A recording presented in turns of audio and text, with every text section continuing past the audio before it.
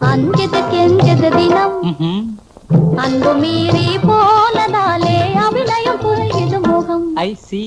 ஆகையினாலே மனம் அஞ்சது கெஞ்சது தினம் அன்பு மீறி போனதாலே அபிநயம் புரியுது முகம்.